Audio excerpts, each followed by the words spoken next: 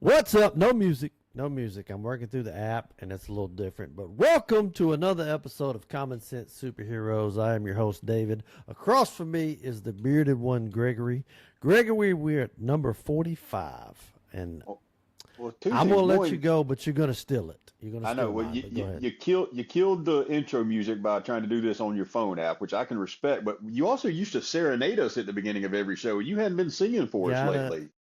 I got to get back to that. For the I'm record, telling you, man, when your kids are it's, home for the summer, your whole life is not. You're not yourself when your it's, kids are home. summer is not as fun as when you were a kid. You used to look forward to summer, and I posted the other day. I was like, fall by far is way better than summer. It's not even close. I wouldn't go winter, even though our winters are very mild. But fall, from October on, you have a few hot days, but nothing like it is. That's the heat, the kids being home all the time, which one day, of course, I'm gonna miss. Just it's ruining our vibe, Greg. It's ruining the podcasting vibe we had going. We had a good thing going. We was go about 3 days a week, getting some traction, and then school let out. Then my kid broke his kneecap. All the good stuff, but it's Yeah, rough. It's rough, Greg. I think those things are. I think those things are referred to as life. And as much as I absolutely hate to be predictable, I think I am going to go with the pattern that you forecast for me on the number 45. And I'm gonna give contribution to the only person that will make our countdown list twice. 45's Michael Jordan. The Gotta be. reason for the shoes here, my friend.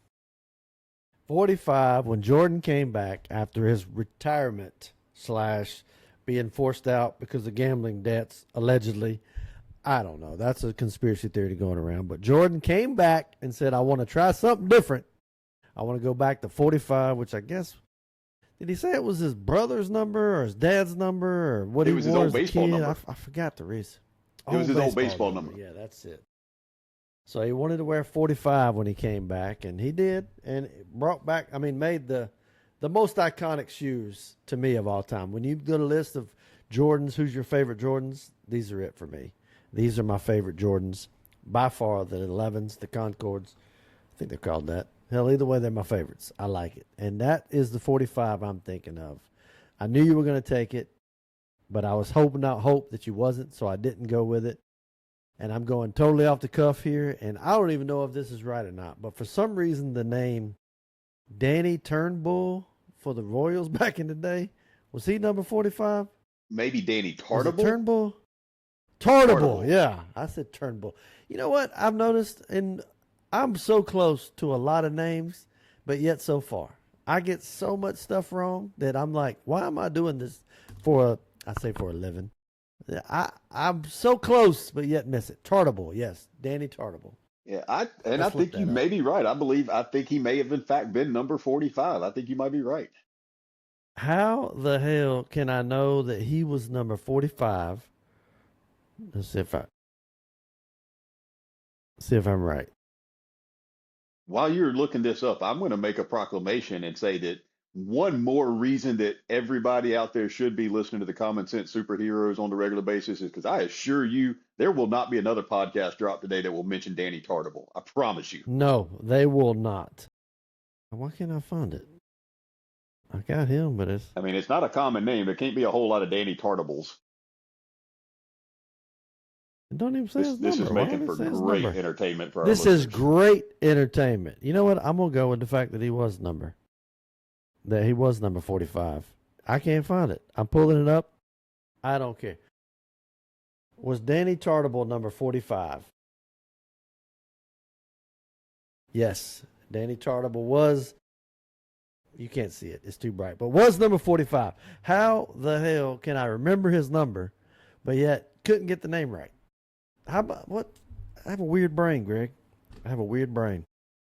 Yeah, I think that's what made this such a perfect match for you and I to do this together because neither one of us, I would say, really thinks like the average person or the normal person, but we seem to be able to understand each other well enough to communicate.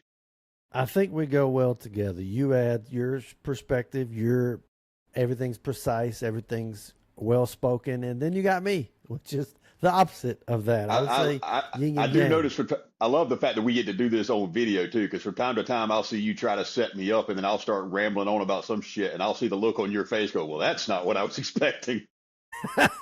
That happens. It happens. You know what I was not expecting is for me to be watching the World Cup yesterday, and I have never watched a full soccer game, and I still haven't because I caught it late in the second half. I don't know what the hell they call it. This late in the second period, half, whatever. After all the halftime shows, I didn't watch that, which I heard was a mixture of, I think, Madonna, Justin Bieber, Shakira. I don't know. I didn't watch it, but I heard it. I'm sure it was great. I mean, you got to give those guys credit. But I did watch the World Cup finale, Greg, between Argentina and Spain. Did you watch any of it, Greg? I absolutely did, and I will, as someone who tries, Hey, I try to embrace evolution, and I try to admit when I was wrong on some things. And I will say, 20 plus years ago, I was staunchly in the corner of I will never watch soccer. I don't care. I'm just not going to ever get into it. And I'm still far from a soccer fan. But as someone who has, for the better part of probably the last 10 years or so, only watched a little bit of soccer when there was money involved from gambling on it, I watched a good chunk of the World Cup with no financial or rooting interest in it other than just entertainment. And I'm gonna tell you, like part of it is just being that it was in America, being that it was celebrated on our stage, and just being that I do feel like they did a good job, framing it and capturing the essence of how big of a deal it is, and the stories about all the other countries and them being here in America. It got me involved, and frankly, I think the tournament itself was well played. The cream rose to the top. You had your elite level players going as far as they were supposed to, and then you had the opportunity, for the final match yesterday. I mean, it was, what I think is widely regarded as probably one of the two or three favorites against one of the greatest of all times who could have had a storybook ending to his World Cup careers. Yeah, all in all, great tournament. I am still not going to call myself a soccer fan, but I am going to say that I will probably be inclined to get excited about the World Cup 4 years from now.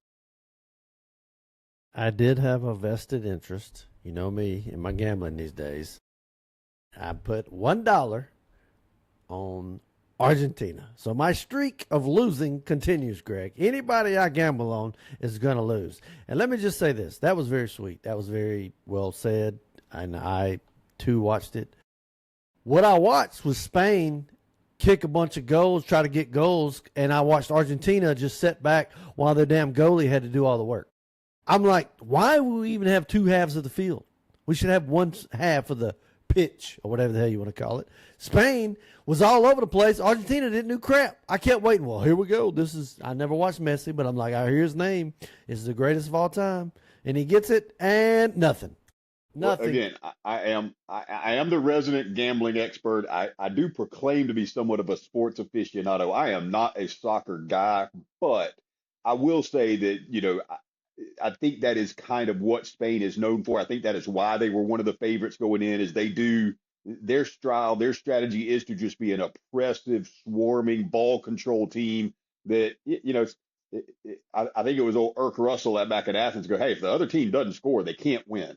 And I think that's kind of Spain's approach to soccer. If you make sure the other team doesn't score, they won't beat you. You may not beat them because unfortunately soccer still believes that you can end the game in a draw until you come down to the finals. But no, I think that's who Spain is. I think they are just that boa constrictor, just relentless pressure on defense. When you do get the ball, they swarm you, and then when they get the ball, they just play keep away, and then it's just a patient thing. And then when they get an opportunity, those guys don't miss. They're good.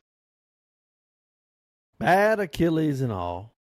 My meniscus is bad. My calf muscles jacked up. But I can say I could have played goalie yesterday for Spain. I could have stopped, I don't know, 0 goals that they ended up getting, 0 shots on goal that Argentina ended up getting. I could have stopped that. That's all I'm saying.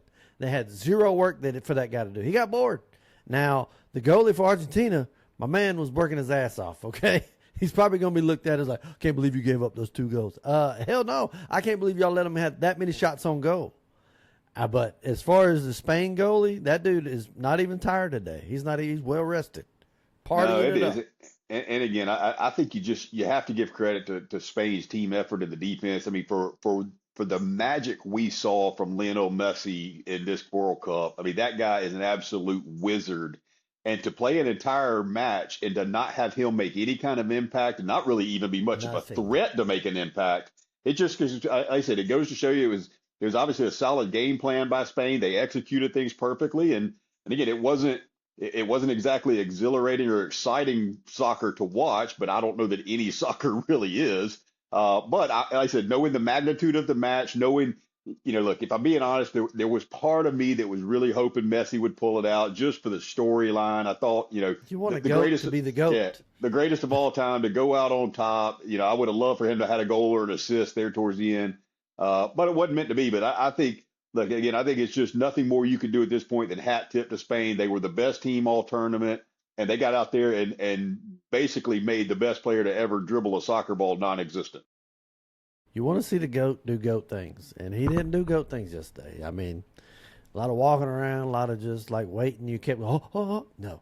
And I don't know the rules of soccer like I should, but I feel like every time there was something exciting to happen, hell, they called a penalty on it. There was breakaways. They're like, offsides by like one half a shoulder. I'm like, well, ain't that the point? To be like, you got to stick with the guy? Hell, I was excited. I was like, here we go. One on goalie. Nope, offsides. Well, and then there was another goal that bounced off, and they like, oh, no, it was a foul because he barely touched him. I'm like, what the? The flopping is insane. As someone who has unfortunately gambled a good deal over the last few years on some soccer, which was just stupid because I know nothing about soccer, but I can tell you, there's been many times I'm keeping up with the scores on those little apps on my phone, and I'll get a goal alert and go, sweet, they scored, and then I'll see those three letters after the goal alert says VAR, and I go, oh shit, you know what that means? It's ruined the game. I mean, the VAR is kind of like what we were worried the ABS would be at Major League Baseball. We go, son of it, like where every single big play gets challenged. But again, I mean, rules are rules, and if you've got the technology to enforce it, I guess you got to use it. But it does kill the momentum, and I can tell you, it is. You think about that from like how many times you see a celebration and like all the momentum, and then a goal gets overturned. It makes it less fun. I can tell you. And then from a gambling perspective, nobody likes betting unders. We always bet overs when you're gambling. And so when you're betting on that over and you see a goal alert and then you see that VAR notice, it just pisses you off. You know this more than I do, but I had one bet, which was $1, that if it was tied up at the end of regulation or whatever you want to call it, and if Argentina had 8+ corners and Spain had 5+ corners, and I forget the name of the guy, let's say Rodriguez scores and Argentina wins, then that $1 would have won me $94, Greg. But that did not happen because that's why I don't bet. But you are right about that, and it was shocking to see, like, when you see a goal, you like get excited and it's like, oh, hold on a minute. And you brought up ABS. I'll say this, the ABS has been fantastic. I have loved it. I think it's been great. Major League Baseball got that right. They got the pitch clock right. They're on a streak. They're getting a lot of things right. I hope we don't have a stoppage in work because of the contracts and all that, the arbitration coming up. You know what else they got right? They've got those two right. They also decided that they weren't going to punish the handful of players that put Bible verses on their hats for the gay pride celebrations. They did. And I think that was a good call. I mean, if I'm not mistaken, I'm not going to play devil's advocate, no pun intended, but I thought that they said they had the option to not wear the pride hat. They could wear their regular hat, but to not put anything on their hats. And for me, I think the option should have been to not wear the pride hats. They shouldn't force you to wear a pride hat. But if you get in the habit of letting people allow things to write on their uniforms and on their hats, I think that's a bad look. Even though I agree with what was wrote on the hats, I think they should not have been able to do that. Now, maybe they've corrected them and said, hey, we're not going to punish you for it. Yeah, they can't do that any further. I think you're kind of conflating two parts of the story. I think originally there was no option to not wear the pride part of the uniform, and that's why the players wrote the Bible verses. I think when the element was, hey, they were going to get punished for putting the Bible verses on their uniform, then the league came back and said, okay, this is a bad look. And when they decided they weren't going to punish them, that's when they came back and said, from now on, the option is you don't have to wear the pride hat or whatever. If you don't want to, you can wear the regular, but you can't write anything that's not pre-approved. If that's the case, then yes, I agree with the fact that they should have been able to write on it. But I thought it was the other way around. Listen, CNN may be wrong every now and then. That's where I watch a lot of Abby Phillips, so I may have got that from CNN, and they may be wrong. I don't know if they are, but there's a chance they may have been wrong about some things or indulged a few things. While we on that, they've been known to not be entirely accurate with everything they put out there. speaking of CNN and crazy folks, The View, Sonny Hostin. I have not a lot of things to say about her that I like her. I do not like her. I do not like the way she sways things or whatever. She's unfair. She's biased. She's ridiculous in a lot of her takes. However, the situation with her son who was trespassing and all that, and she came to take care of him. She's getting a lot of flack on the fact that she came looking like an elitist, talking about she was a former prosecutor and all that, and her son was trespassing, which he was just running around. I gotta say, I take her side on this. I don't know if you're familiar with the situation, Greg. If you've seen it, have you seen what I'm talking about? I haven't seen the full video, but I'm familiar with some of the caveat of the situation. But I mean, if you're coming from the standpoint of let's not be hypocritical, any and every one of us would use any and all leverage or whatever we might have to try to get our kid out of any kind of trouble they got into. So if you're coming at it from that angle, I agree with you completely. If I had connections or if I could pull some strings or if I was somebody special and my child was in trouble, I would absolutely come. Do you know who I am? I would play that card just like she did. So that part of it, I'm with you. Yes. I have no issue with that. And it ain't like he was in a DUI or anything along those lines. He literally was just running and saw an open field where he was trying to run up a track that goes to a train tracks, I guess, and he's using the heel to run up and down based on the story. I'm like, okay, I get it. Come and be like, hey, listen, get off. So they eventually did end up getting them a violation, I guess, but they shouldn't even done that. They should have just said, hey, get the hell out of here and go home. Like, you can't be up there. Judgment should have been a little bit better in that. But so I don't fault Sonny Hostin when it comes to that. No, you won't hear me say that often. Yeah, but just from the little bit of details I know of the situation, I mean, you know, I'll share with Haley and I've had that discussion. When you get into kind of some of those deeper philosophical discussions, like I've thought about, like, what if I knew one of my daughters like legitimately did something bad wrong? Like, would I try to cover up for her? Would I try to hide it? Or as a Christian, do I come clean? Like that's a situation I think we can all wrestle with. We're being recorded, Greg. Yeah, no, I'm just saying. We're being recorded. Be careful. So in this situation, I certainly can't knock Sonny Hostin for trying to come in there and pull some strings and exercise a little bit of who I am power to try to get her kid out of trouble. Not at all. I would not help my kid bury the body. I'm just saying, as a parent, that's a tough situation. So I don't blame in some folks. And you got to give, like, while we're on the subject of Tyler Robinson's parents, they ended up kind of turning them in and letting them like, hey, I think that's my kid. And I think that's the rifle. So kudos to him. They don't get the credit they deserve because that's got to be tough. Because you're pretty much sending your kid either to jail for life or to the death penalty. Like, it does. That's tough. It's tough. I don't know what call I would make. And you can only hope that they came to that conclusion and made that decision based on the right principles. And again, I get it. That is probably the godly answer. I mean, let God be the judge.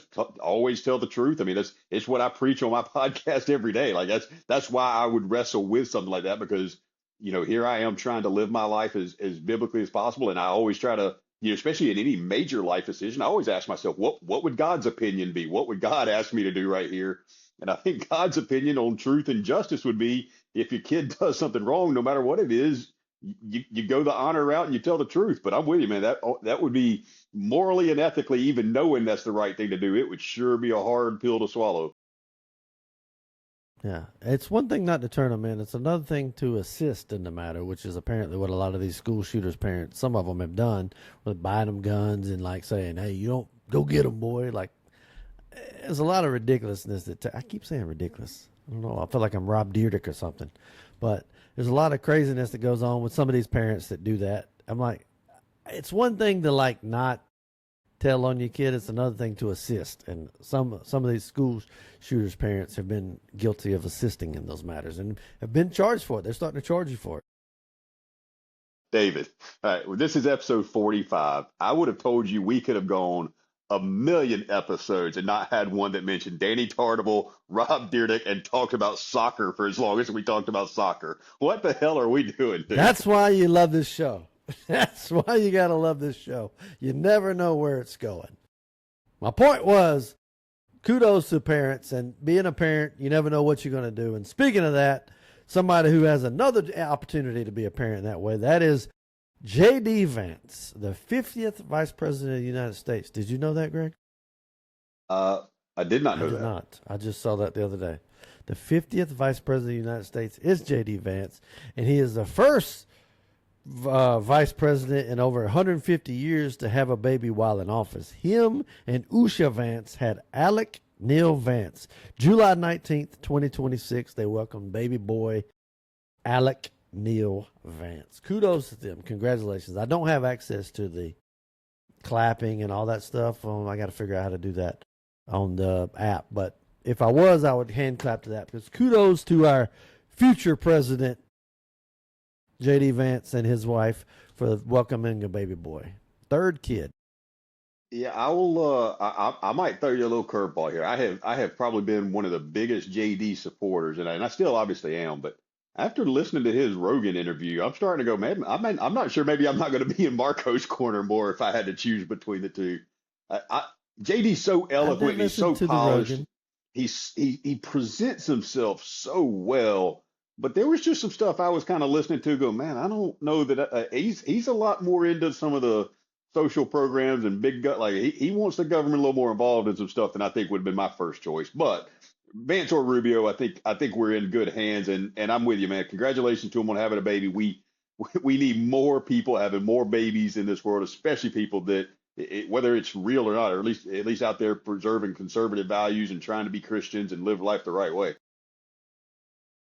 He did come off a little desperate when it comes to selling books, even when he was on Bill Maher, which kudos to him for going on to Bill Maher. He went on The View. He went on Joe Rogan. He went to these places where he may not have been as welcome. Yeah, and that's why I'm kind of trying to give him a little bit of grace. Like I said, that Rogan interview, and it's hard to sit. I mean, you and I would probably get into some really weird shit if we had to talk for 3 hours at one time. So I want to give him a little bit of grace. Joe does a great job. I love listening to Joe when he interviews somebody worthwhile. And he does give some deep and probing questions. And I'm with you. Like I said, you got to give JD credit for going on The View, going to Bill Maher, going to Joe. So he's doing things that I think it puts him in that position to where he probably is going to have some uncomfortable conversations and have to try to wiggle out of some uncomfortable questions just as the nature of the job. But I don't know, man. I just, Marco just seems to keep putting his head down, doing about a million different jobs, doing them all pretty damn well. The off chance they put that guy behind the microphone, I don't remember the last time Marco Rubio said anything that I wasn't 100% going, yep, I like that. That's what I believe. We're in good hands. Obviously, Vance can't be vice president again. You're not going to do that. You're not going to take that.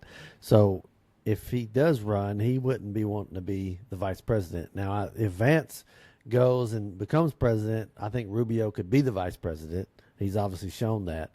But I'm with you. Either or of those two, I'd be more than happy with. I've been super impressed.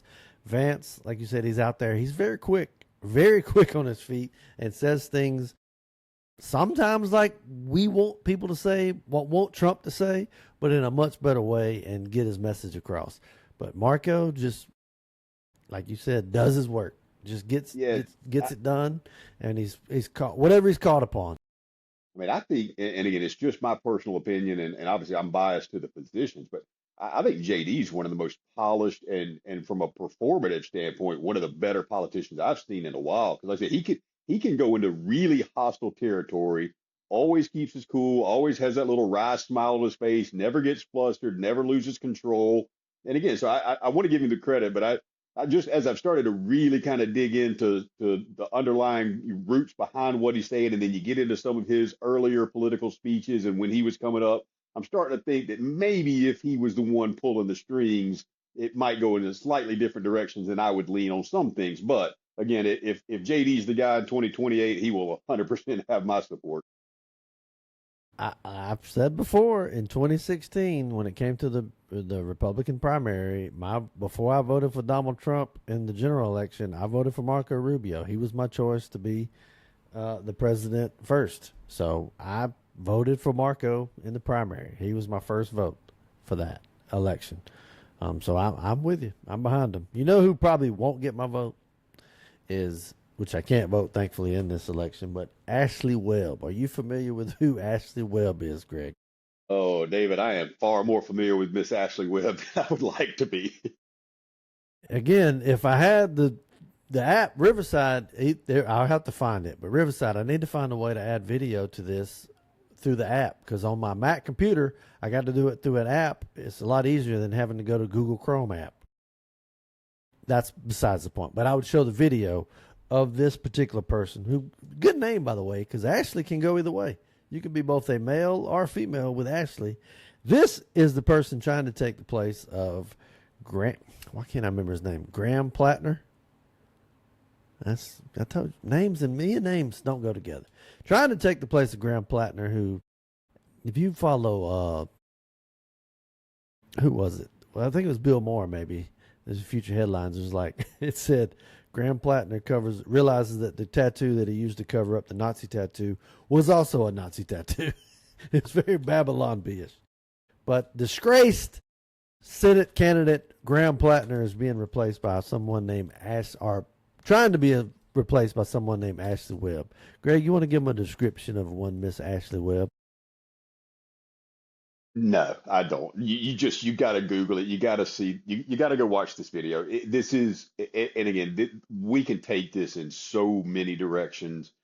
But I just want to take this from this, David. This is nothing more than just sad. Like this person I will try to hold it to the. To be allowed to get on stage and embarrass yourself like that, for the fact that this person has been so enabled by the BS pushers in his, whatever life, that they will not have the conversation to go, hey, look, this is not a good look. This is not a good idea. You and I've had, look, live and let live. I don't care if a man wants to wear a dress. I don't care who people want to sleep with or do whatever they want to do with. But this is just sad. I mean, this is not even just because this is somebody who's clearly messed up in the head and doesn't know what gender they are. This is even not somebody who's from a tranny. This is not even an impressive person. Like, this is not somebody with any like energy or charisma.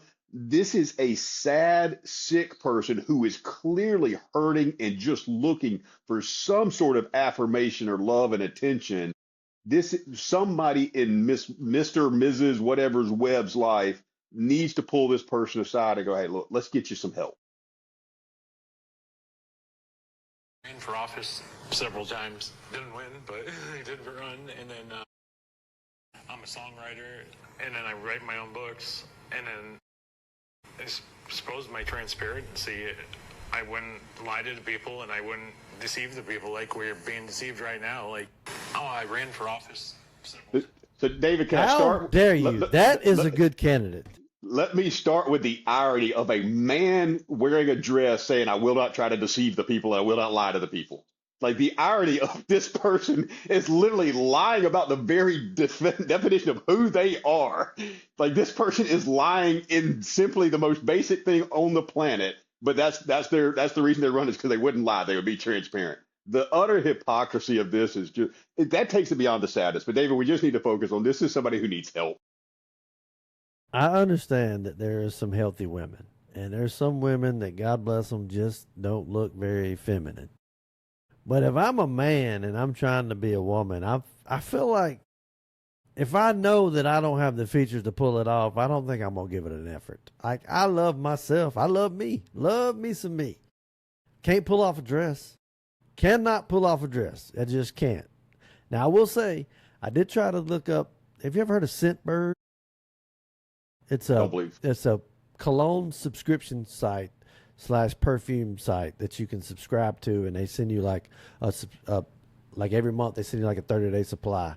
Sounded like a good deal. I was like, this sounds great. I mean, shoot, get some cologne every month for a low price than what it normally costs, and just a fraction of the price. Keep switching it up. Well, I filled out the little profile thing, and everything kept popping up like Ariana Grande cologne or perfume, and all the females. I'm like, I put in male, I put in musk, I'm like, I put in sandalwood, and I keep getting all these damn feminine-ass colognes. Not even colognes, perfumes. I'm like, what the hell do y'all know that I don't know? But that's besides the point. But either way, I can't pull off a dress. I probably wouldn't give it an effort. Kudos to Ashley Webb for trying it. But, Maine, I understand you're a small state, but what the hell? Well, and again, I don't want to open the Pandora's box of what the whole transsexual dilemma in that whole thing is. But this is one of those examples, David. I am willing to acknowledge and believe that there may be a very small percentage of people out there that literally have gender dysphoria. Look, we've all seen, some tomboys. We've seen some really effeminate males that have a lot of feminine type characteristics. This is clearly not somebody who's effeminate or thinks they're a female. This is just somebody who's sick and disturbed. And I mean, the comment about, I'll use whatever bathroom they want me to, I just don't want to be assaulted. Let's be real, dude. You are not exactly assault material. You think somebody's like trying to sexually assault you? Come on, bro. Come on, man. I mean, there's nothing to joke about. But even Graham Platinum wouldn't mess with you. Is all I'm saying. That is absurd. But if they don't vote, if they don't vote for Ashley, if they don't elect Ashley Webb for their candidate, then what kind of bigots are they? Come on, Maine, do your thing. Anybody can run. Look, before we go, let's talk about a little bit about the All-Star game and the All-Star Home Run Derby. I enjoyed it. I don't think we even got it. I think we talked about it the day of it being done. I thought it was good. It started out great with the no time limit. We got to see a bunch of home runs. Again, I bet on 2 going over 500 feet, and of course, they did not. Nobody hit one damn near 490, I think was about the longest. So I lost that bet as well, and I also bet on Kyle Schwarber. Guess what? Lost that bet as well. Greg, did you watch the Home Run Derby? Do you think them listening to us for once on having no time limit and just having swings, do you think that made it better, worse, or you wish they'd go back to the time scenario?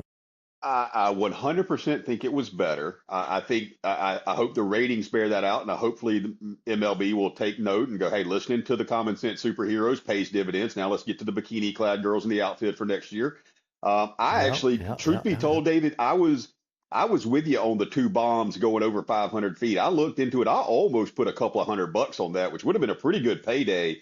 But you and I had that conversation, and I told you, man, I just don't, it's hard to bet on stuff like that because I just don't trust the numbers. Who's measuring this shit? How do we know? I'm telling you, dude, some of those balls that some of those guys hit, you will not convince me that not a single one of those traveled over 500 feet or would not have traveled over 500 feet. Dude, they were pegging off the third deck. If the third deck ain't 500 plus feet, what are we doing? I'm talking bombs. Now, I thought Jordan Walker would have hit more bombs, more longer shots than he did, but he hit enough to win the damn home run derby. I was very impressed by him. And a great story. His mom, they kept showing his mom and dad in the audience. It was just pretty cool. I love seeing that. And I was kind of right on the Bryce Harper thing. I knew that Bryce Harper was going to want it too bad, and it wasn't going to happen for him. And I was somewhat right on Kyle Schwarber because I just knew his swing was compact enough and powerful enough that he was going to put on a show. Took a minute. Now, Wilson Contreras shocked me. I didn't see that coming. He started out with, 12 or 13? When you're talking about 20 swings and you hit 13 of them out, that's big. It's impressive. It's and again, having got to watch it, in person last year in Atlanta, man, it puts in perspective. I mean, you and I were both, blessed enough to be fairly athletic and play ball at a decently high level and be better than most. And to see those guys consistently hitting the metal, the barrel of the bat the way they do, the launch angle. I mean, it's impressive. And there's, to me, it's just one of the most American things ever to sit in a baseball stadium and watch somebody mash a baseball 450 feet. It just feels like the red, white, and blue to me. And I do not like Philadelphia Phillies. Not even close. I don't like anything about Philadelphia except for Rocky. But I almost got to give them props because it was a damn good the way they put on the festivities and all that. They brought out Michael Buffer to do the announcing and all that. And the fact that they booed the Braves, I almost respect that you that passionate and that we got that kind of rivalry that you can boo all the Braves players. I kind of dig it. Kind of dug it. Yeah, I think sometimes, especially when it comes to the professional sports in the South, I don't think we're as serious and as diehard as they are up north. I think the South's more about the college sports, and I think that's where it's Yes. different down here in college. Yeah, if it was college, if it was a Florida Gator in a Athens park, it'd be definitely Boo City. But I appreciate it. I like the fact that they booed it, and Drake Baldwin and Olsen and Raziel just laughed about it.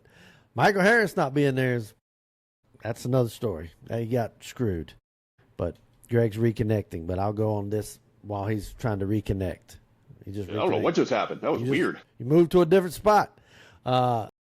We was talking about giving Philadelphia praise.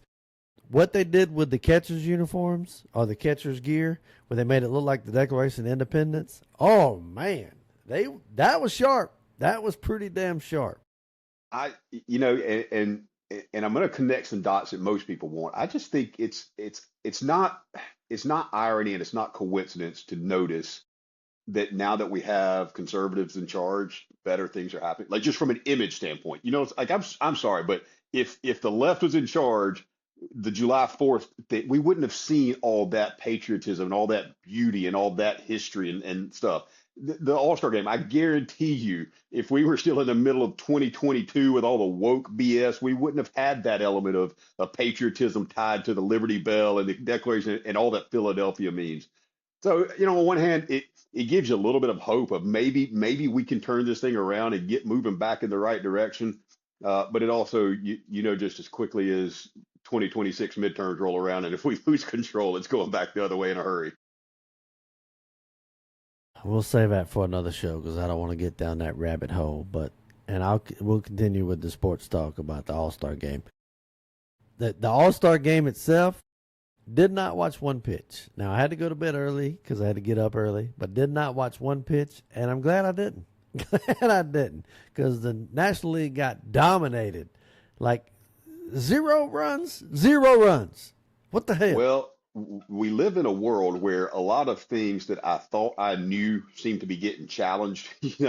I can tell you one thing that I've always known that still seems to be true, and that is that good pitching still beats good hitting. Good pitching beat good hitting. Yep, that's true. That's true. We've had decent pitching since the All Star break has finished with the Braves, but we've had some hella good offense. I'll tell you that much. We have showed out when it comes to offense since coming back off the break, and even Austin Riley. Now, one of those home runs was a guy throwing like 40 miles an hour the other day when we had that big lead.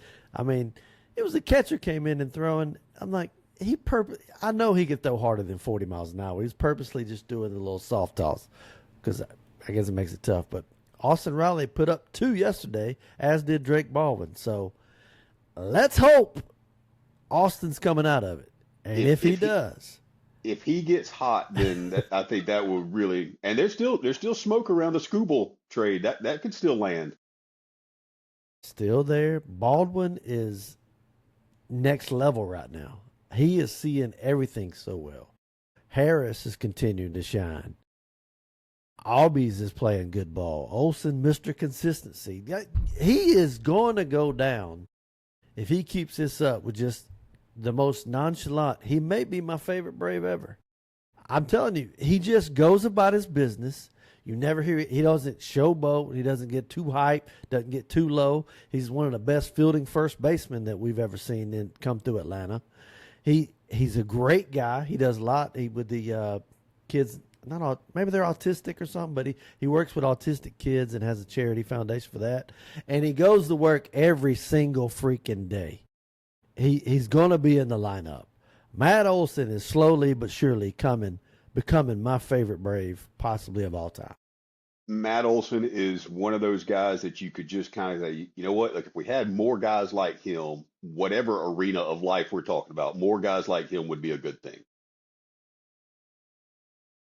Played right down the road in Parkview, which is where Jeff Francoeur and Matt Olson played at Parkview, right down the road. We played plenty of ball there with the boys and All-Stars or whatever, and actually ran into Jeff a few times because he's in Buford now. You see him out there coaching his little daughter. But Matt Olson, he's just getting it done. I've said it ever since we started this show. He does not get the love and recognition he deserves.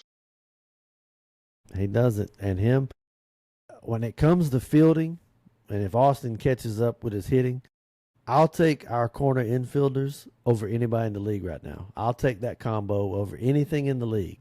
You give me Matt Olson, Austin Riley when it comes to defense, I'll take it every day. Now, what I won't take is Hassan Kim is back in Gwinnett right now with Ronald Acuna. They had a start the other day, played. Acuna, yeah, come on back, bro. We could use you. Hassan, you can stay there. I like this new little kid we got, Jarvis or whatever. The dude's playing ball. He's looking good. I don't need Hassan.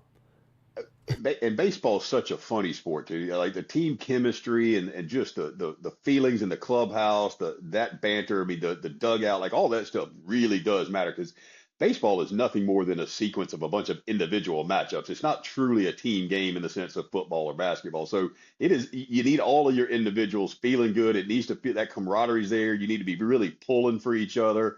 I'm with you. Sometimes it is. Yeah, one of my favorite quotes from any movie was from Moneyball, and I think we may have used it here, but it's good. If he's such a good hitter, why doesn't he hit good? And sometimes we get so caught up in numbers and stats and all this stuff. Sometimes you can just watch the way a guy makes the team play around him, and I think maybe that's one of those situations. Like I said, the team just seems to play well. They don't need Hassan. Mauricio Doban, my man, can play anywhere and has played anywhere. He has been fun to watch because you don't know if he's going to play third, short, left field, right field. Hell, I wouldn't be surprised if we see him catch one day. My man is one of those tools that you could just put anywhere.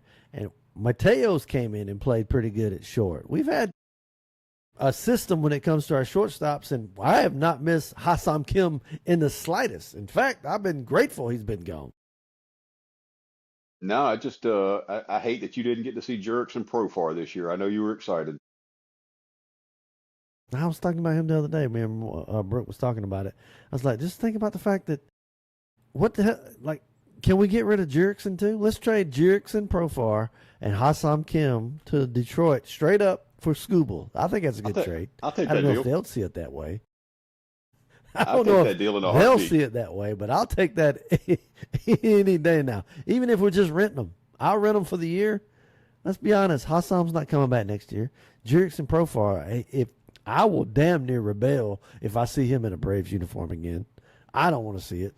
No, that like I said, you can kind of offset some of the Hassan Kim stuff. Injuries are part of the game, and you can't really control all that. But the off-field stuff, the idiocy and the bad decisions is something that's a character issue. I'm with you. I don't want that guy as part of my franchise moving forward. Let's hope the Braves stay hot and we move on into the fall in good position. And speaking of fall, Greg, how many days do we got to opening kickoff? Well, for Georgia, it should be about 47 days, and that would have been an easy number to come up with as a Georgia fan. There's some football around August 29th or so that I don't know that really gets exciting, but yeah, that September 5th weekend, man, it can't get here fast enough. Speaking of 47, you're talking about old Mr. Pollack, right? Was David Pollack 47? Why'd Greg go away? Is that who you're talking about? Why'd you stop recording? I'm coming right back. You got an incoming call. Why you got to be so popular? I don't know. Did it come back? I don't see you. I hear you, but I don't see you. I don't know, man. You don't need to see me. Nobody watches this shit. Anyways, but I'm assuming you're talking about David Pollack, correct? That would be the 47 in reference, yes. He got screwed through ESPN and has took it like a champ. Anytime you see him, he's like never comes up with some pity story. He's just a grateful dude. Easy to like. I'll tell you this, Mr. Pollack. And this is a good way to kind of close out this episode. If you go to my podcast today, Beliefs, Ballots, and Bulldogs, I did not mention David Pollack. I've kind of gotten away from the countdown because it just got repetitive, and I just wanted to focus on getting the message out there. But since we are talking about David Pollack, he is an absolute perfect A1 example of what my show today was about. And it's about who are you when nobody's looking. David Pollack has had the spotlight. He has been an All-American, an All-Pro. He's been everything he could be. You're right. He got screwed, and he could have used his platform and his appearances and could have made a stink and made a scene about it. But that ain't who David Pollack is. The David Pollack you see online, the David Pollack you see on TV, that man that's professing his faith, professes to follow God and live a Christly life and try to live out of the Bible. That is who David Pollack it is. It ain't for show. That is the real deal. And that's what today's episode of Belief, Balance, and Bulldogs was about. Well, I'm going to have to take it a listen. I've been listening to all of them, and I loved every one of them. So make sure you check those out as well. That will wrap up this episode of the David Pollack Fan Club edition of Common Sense Superheroes, but he deserves it. Episode 45 in the books for us. Hey, if you manage to clip that too, we can tag him on X and see if we can get him to listen to it. Exactly. We'd love to get him on the show. I mean, he'd be a great guest to have. And we're still working on getting Ty. I got to get back with him. He's a busy man. My man works. He works and vacations and goes to Morgan Wallen concerts. That's all the hell he does. So we got to figure out a time with that. But that's it for this episode. Thank you for listening. Hopefully with the kids going back to school in 3 weeks, not long enough, not short enough, that we'll get back to a little bit more consistency. But Greg, as always, you left us with a good word, but go with the regular word that you leave them with. All right, guys, we appreciate the follow. We do this because it's fun for us, but we also hope some of you guys are enjoying it as well. But get in your Bible, say your prayers, love one another, and as always, just tell the truth. God bless. Till next time. Peace.